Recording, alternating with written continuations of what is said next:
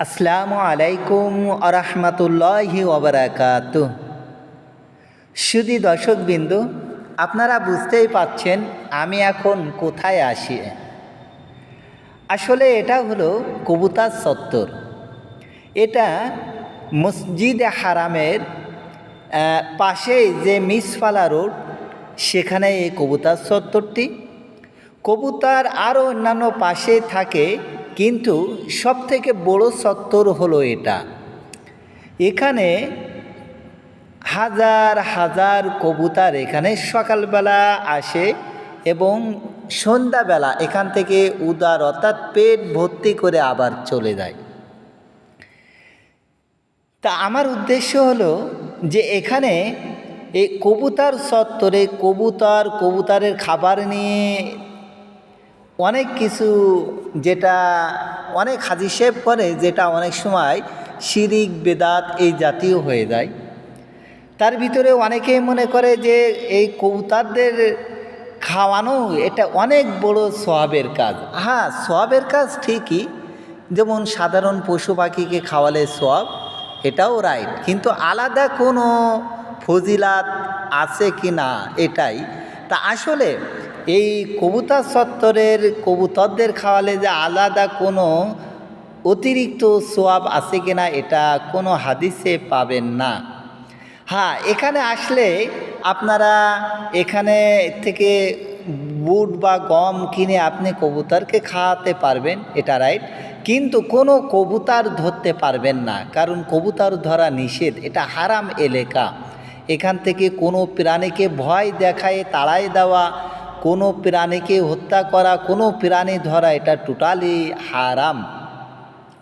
তা আমাদের এই ওমরার কাফেলার হাজি সাহেবগণ কবুতরদের এখান থেকে খাবার কিনে তিনারা খাওয়াচ্ছেন, এটাও ভালো।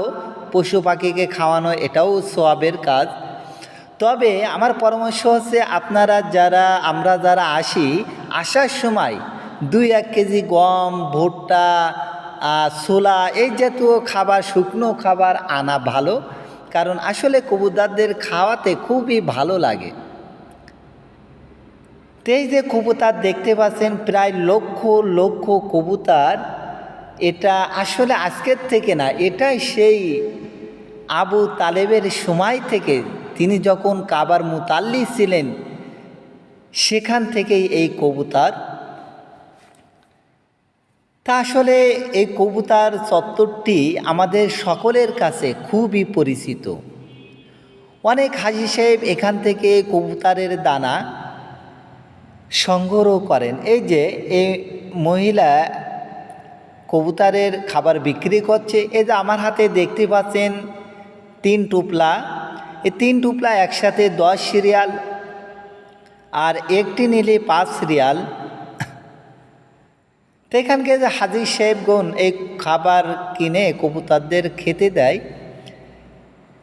অনেক হাজি সাহেব মনে করেন যে এখান থেকে কবুতরের গম বা ভুট্টা, ছোলা এটা নিয়ে হয়তো কোনো রোগ বালা মুসিবতের সমাধানের কারণ হয়, কিন্তু আসলে না, এটা টোটালি বেদাত এবং শিরিক।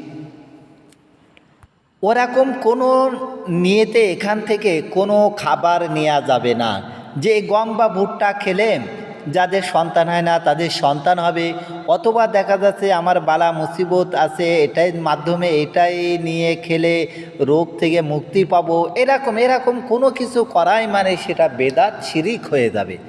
এই জন্য খবরদার, আপনারা আসলে এখান থেকে কবুতরদের খাবার খেতে দেবেন, কিন্তু কোনো খাবার সংগ্রহ করে দেশে নিয়ে যাবেন না।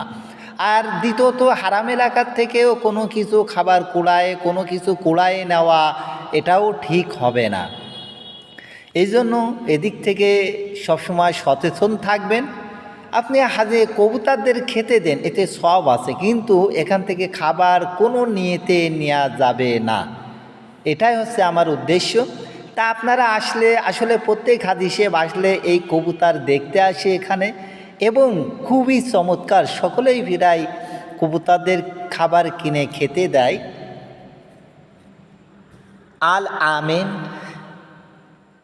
কবুতর চত্বর, মক্কা মুকাররমা।